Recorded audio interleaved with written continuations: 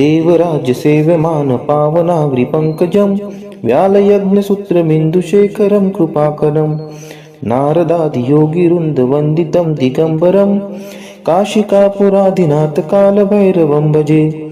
भानुकोटिभास्वरं भवाब्धितारकं परं नीलकण्ठं स्फितार्थदायकं त्रिलोचनं कालकालम् अम्बुजाक्षम् अक्षशूलम् अक्षरं काशिकापुरादिनाथकालभैरवं भजे। शूलटङ्कपाशदण्डपाणिमादिकारणं श्यामकायम् आदिदेवम् अक्षरं निरामयम् भीमविक्रमं प्रभुं विचित्रताण्डवं प्रियं काशिकापुरादिनाथकालभैरवं भजे।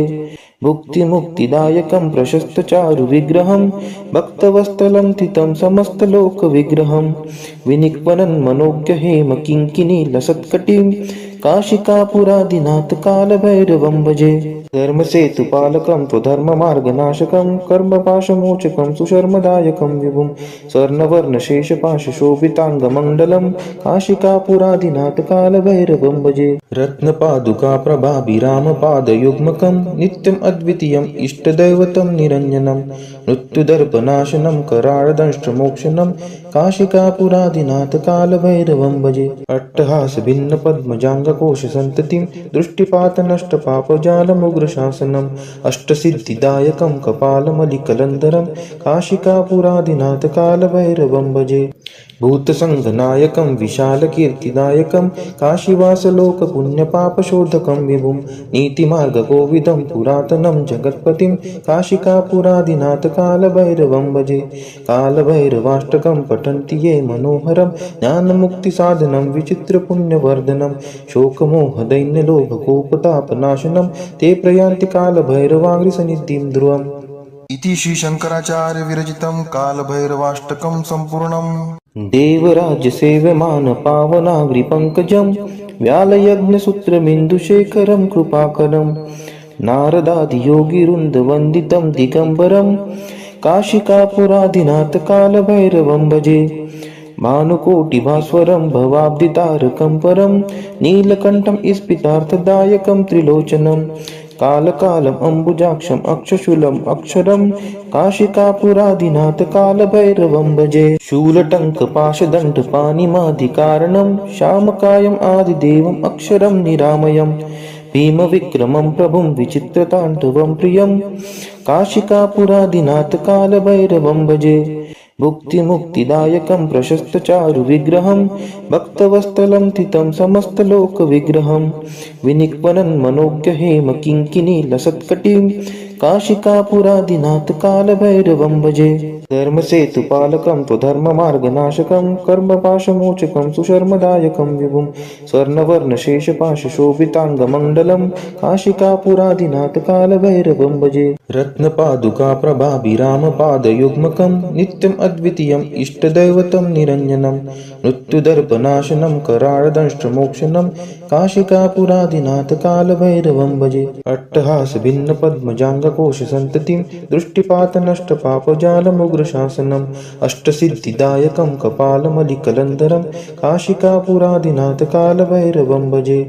भूतसङ्घनायकं विशालकीर्तिदायकं काशीवासलोकपुण्यपापशोधकं विभुं नीतिमार्गकोविदं पुरातनं जगत्पतिं काशिकापुरादिनाथकालभैरवं भजे। कालभैरवाष्टकं पठन्ति ये मनोहरं ज्ञानमुक्तिसाधनं विचित्रपुण्यवर्धनं शोकमोहदैन्यलोभकोपतापनाशनं ते प्रयान्ति कालभैरवाङ्घ्रिसन्निधिं ध्रुवम्।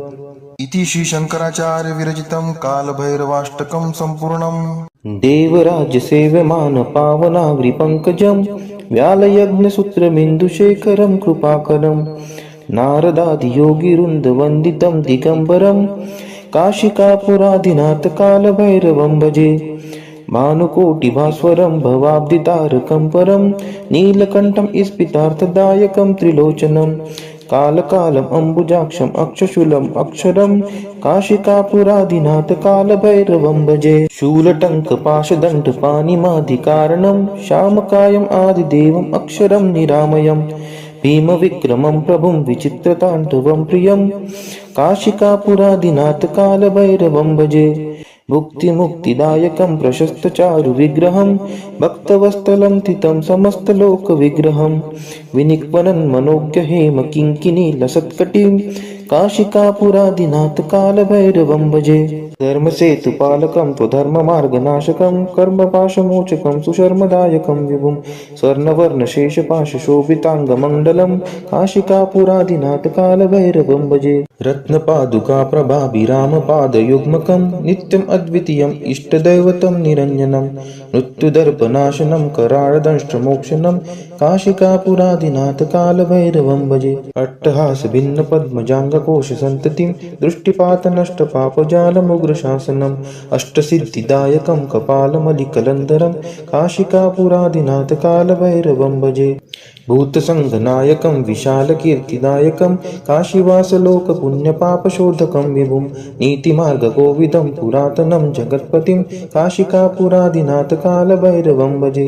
कालभैरवाष्टकं पठन्ति ये मनोहरं ज्ञानमुक्तिसाधनं विचित्रपुण्यवर्धनं शोकमोहदैन्यलोभकोपतापनाशनं ते प्रयान्ति कालभैरवाङ्घ्रिसन्निधिं ध्रुवम्।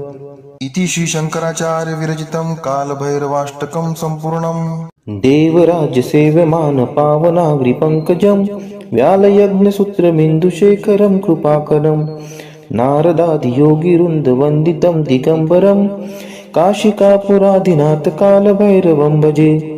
भानुकोटिभास्वरं भवाब्धितारकं परं नीलकण्ठं स्फितार्थदायकं त्रिलोचनं कालकालम् अम्बुजाक्षम् अक्षशूलम् अक्षरं काशिकापुरादिनाथ कालभैरवं भजे। शूलटङ्कपाशदण्डपाणिमादिकारणं श्यामकायम् आदिदेवम् अक्षरं निरामयं भीमविक्रमं प्रभुं विचित्रताण्डवं प्रियं काशिकापुरादिनाथ कालभैरवं भजे।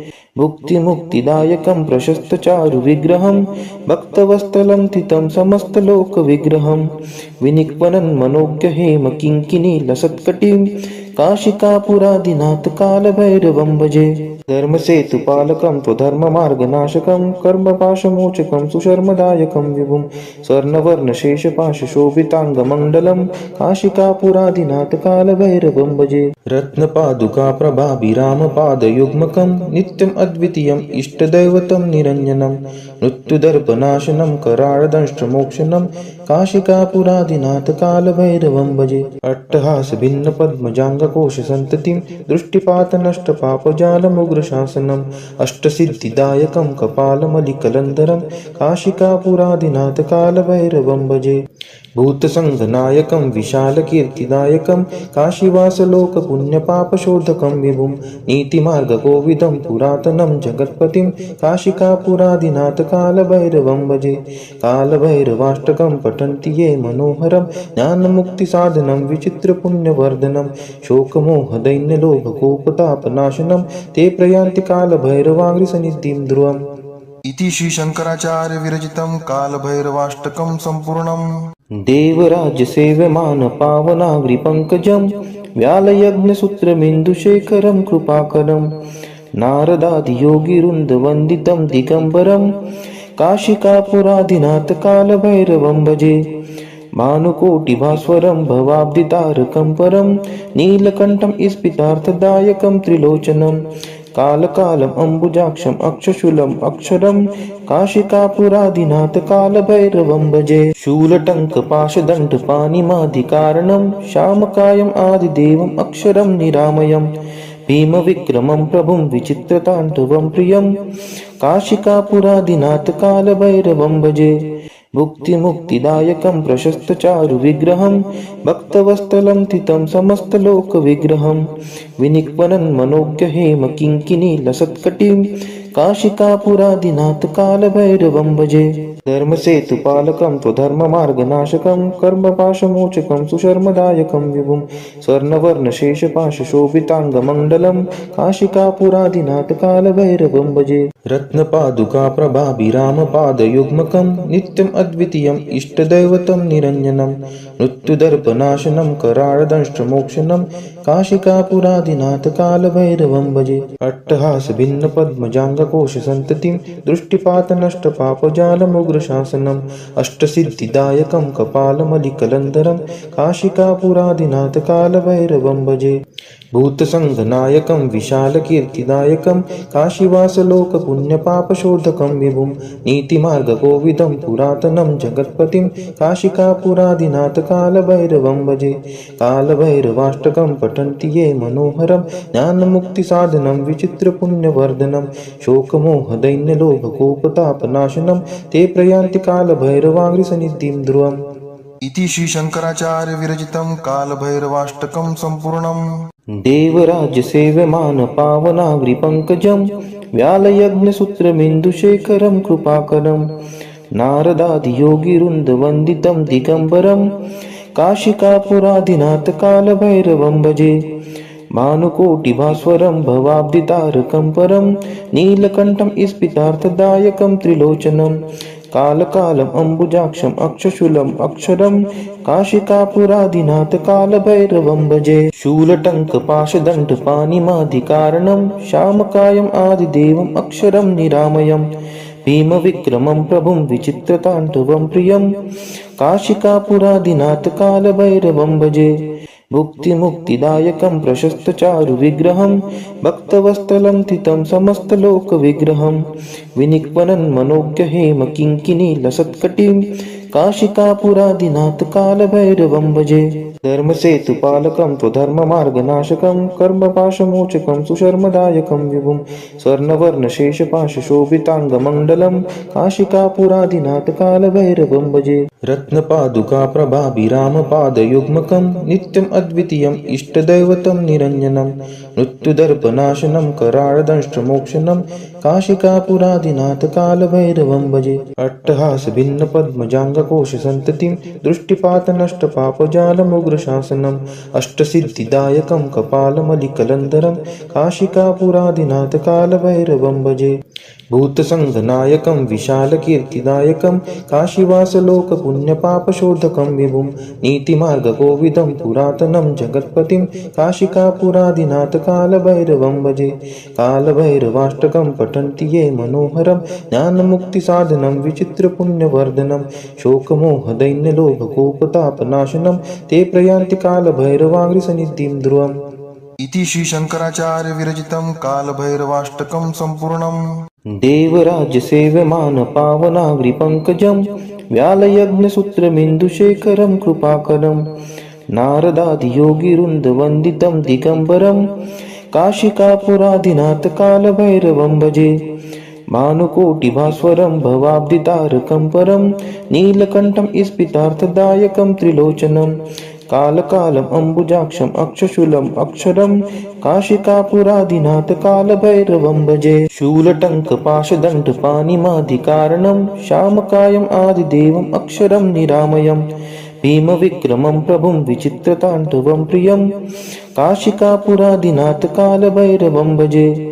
भुक्तिमुक्तिदायकं प्रशस्तचारुविग्रहं भक्तवत्सलं स्थितं समस्तलोकविग्रहं विनिक्वनं मनोज्ञहेमकिङ्किणीलसत्कटिं काशिकापुरादिनाथ कालभैरवं भजे। धर्मसेतुपालकं त्वधर्ममार्गनाशकं कर्मपाशमोचकं सुशर्मदायकं विभुं स्वर्णवर्णशेषपाशशोभिताङ्गमण्डलं काशिकापुरादिनाथ कालभैरवं भजे। रत्नपादुका प्रभाभिरामपादयुग्मकं नित्यम् अद्वितीयम् इष्टदैवतं निरञ्जनं मृत्युदर्पनाशनं कराळदंष्ट्रमोक्षणं काशिकापुरादिनाथ कालभैरवं भजे। अट्टहासभिन्नपद्मजाङ्गकोशसन्ततिं दृष्टिपातनष्टपापजालमुग्रशासनम् अष्टसिद्धिदायकं कपालमलिकलन्धरं काशिकापुरादिनाथ कालभैरवं भजे। भूतसङ्घनायकं विशालकीर्तिदायकं काशीवासलोकपुण्यपापशोधकं विभुं नीतिमार्गकोविदं पुरातनं जगत्पतिं काशिकापुरादिनाथ कालभैरवं भजे। कालभैरवाष्टकं पठन्ति ये मनोहरं ज्ञानमुक्तिसाधनं विचित्रपुण्यवर्धनं शोकमोहदैन्यलोभकोपतापनाशनं ते प्रयान्ति कालभैरवाङ्घ्रिसन्निधिं ध्रुवम्। इति श्री शंकराचार्य विरचितं कालभैरवाष्टकं संपूर्णम्। देवराज्यसेव्यमान पावनाग्रिपङ्कजं व्यालयज्ञसूत्रमिन्दुशेखरं कृपाकरं नारदादियोगिवृन्दवन्दितं दिगम्बरं काशिकापुरादिनाथकालभैरवं भजे। भानुकोटिभास्वरं भवाब्धितारकं परं नीलकण्ठं स्फितार्थदायकं त्रिलोचनं कालकालम् अम्बुजाक्षम् अक्षशूलम् अक्षरं काशिकापुरादिनाथकालभैरवं भजे। शूलटङ्कपाशदण्डपाणिमादिकारणं श्यामकायम् आदिदेवम् अक्षरं निरामयम् भीमविक्रमं प्रभुं विचित्रताण्डवं प्रियं काशिकापुरादिनाथकालभैरवं भजे।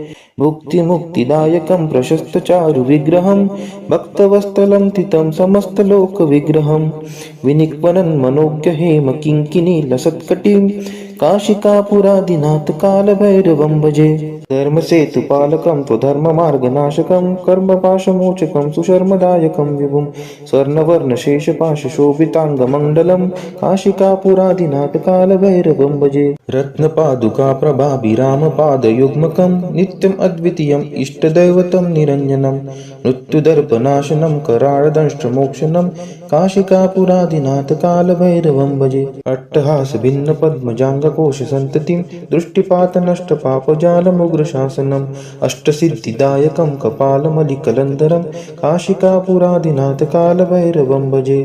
भूतसङ्घनायकं विशालकीर्तिदायकं काशीवासलोकपुण्यपापशोधकं विभुं नीतिमार्गकोविदं पुरातनं जगत्पतिं काशिकापुरादिनाथकालभैरवं भजे। कालभैरवाष्टकं पठन्ति ये मनोहरं ज्ञानमुक्तिसाधनं विचित्रपुण्यवर्धनं शोकमोहदैन्यलोभकोपतापनाशनं ते प्रयान्ति कालभैरवाङ्घ्रिसन्निधिं ध्रुवम्। इति श्री शंकराचार्य विरचितं कालभैरवाष्टकं संपूर्णम्। देवराज्यसेव्यमान पावनाग्रिपङ्कजं व्यालयज्ञसूत्रमिन्दुशेखरं कृपाकरं नारदादियोगिवृन्दवन्दितं दिगम्बरं काशिकापुरादिनाथकालभैरवं भजे। भानुकोटिभास्वरं भवाब्धितारकं परं नीलकण्ठं स्फितार्थदायकं त्रिलोचनं कालकालम् अम्बुजाक्षम् अक्षशूलम् अक्षरं काशिकापुरादिनाथकालभैरवं भजे। शूलटङ्कपाशदण्डपाणिमादिकारणं श्यामकायम् आदिदेवम् अक्षरं निरामयम् भीमविक्रमं प्रभुं विचित्रताण्डवं प्रियं काशिकापुरादिनाथकालभैरवं भजे। भुक्तिमुक्तिदायकं प्रशस्तचारुविग्रहं भक्तवत्सलं तितं समस्तलोकविग्रहं विनिक्वनं मनोज्ञहेम किङ्किणीलसत्कटिं काशिकापुरादिनाथकालभैरवं भजे। धर्मसेतुपालकं त्वधर्ममार्गनाशकं कर्मपाशमोचकं सुशर्मदायकं विभुं स्वर्णवर्णशेषपाशशोभिताङ्गमण्डलं काशिकापुरादिनाथकालभैरवं भजे। रत्नपादुकाप्रभाभिरामपादयुग्मकं नित्यम् अद्वितीयम् इष्टदैवतं निरञ्जनं मृत्युदर्पनाशनं कराळदंष्ट्रमोक्षणं काशिकापुरादिनाथकालभैरवं भजे। अट्टहासभिन्नपद्मजाङ्गकोशसन्ततिं दृष्टिपातनष्टपापजालमुग्रशासनम् अष्टसिद्धिदायकं कपालमलिकलन्धरं काशिकापुरादिनाथकालभैरवं भजे। भूतसङ्घनायकं विशालकीर्तिदायकं काशीवासलोकपुण्यपापशोधकं विभुं नीतिमार्गकोविदं पुरातनं जगत्पतिं काशिकापुरादिनाथकालभैरवं भजे। कालभैरवाष्टकं पठन्ति ये मनोहरं ज्ञानमुक्तिसाधनं विचित्रपुण्यवर्धनं शोकमोहदैन्यलोभकोपतापनाशनं ते प्रयान्ति कालभैरवाङ्घ्रिसन्निधिं ध्रुवम्। इति श्री शंकराचार्य विरचितं कालभैरवाष्टकं संपूर्णम्। देवराज्यसेव्यमान पावनाग्रिपङ्कजं व्यालयज्ञसूत्रमिन्दुशेखरं कृपाकरं नारदादियोगिवृन्दवन्दितं दिगम्बरं काशिकापुरादिनाथकालभैरवं भजे। भानुकोटिभास्वरं भवाब्धितारकं परं नीलकण्ठं स्फितार्थदायकं त्रिलोचनं कालकालम् अम्बुजाक्षम् अक्षशूलम् अक्षरं काशिकापुरादिनाथकालभैरवं भजे। शूलटङ्कपाशदण्डपाणिमादिकारणं श्यामकायम् आदिदेवम् अक्षरं निरामयम् भीमविक्रमं प्रभुं विचित्रताण्डवं प्रियं काशिकापुरादिनाथकालभैरवं भजे।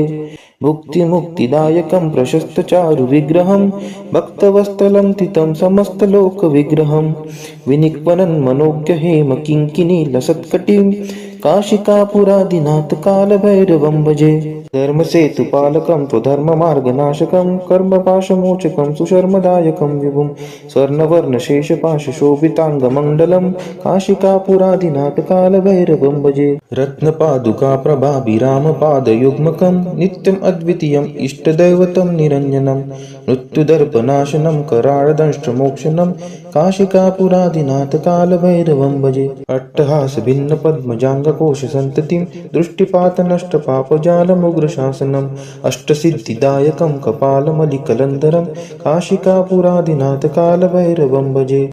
भूतसङ्घनायकं विशालकीर्तिदायकं काशीवासलोकपुण्यपापशोधकं विभुं नीतिमार्गकोविदं पुरातनं जगत्पतिं काशिकापुरादिनाथ कालभैरवं भजे। कालभैरवाष्टकं पठन्ति ये मनोहरं ज्ञानमुक्तिसाधनं विचित्रपुण्यवर्धनं शोकमोहदैन्यलोभकोपतापनाशनं ते प्रयान्ति कालभैरवाङ्घ्रिसन्निधिं ध्रुवम्। इति श्री शंकराचार्य विरचितं कालभैरवाष्टकं सम्पूर्णम्। देवराज्यसेव्यमानपावनाग्रिपङ्कजं व्यालयज्ञसूत्रमिन्दुशेखरं कृपाकरं नारदादियोगिवृन्दवन्दितं दिगम्बरं काशिकापुरादिनाथ कालभैरवं भजे। भानुकोटिभास्वरं भवाब्धितारकं परं नीलकण्ठं स्फितार्थदायकं त्रिलोचनं कालकालम् अम्बुजाक्षम् अक्षशूलम् अक्षरं काशिकापुरादिनाथ कालभैरवं भजे। शूलटङ्कपाशदण्डपाणिमादिकारणं श्यामकायम् आदिदेवम् अक्षरं निरामयं भीमविक्रमं प्रभुं विचित्रताण्डवं प्रियं काशिकापुरादिनाथ कालभैरवं भजे।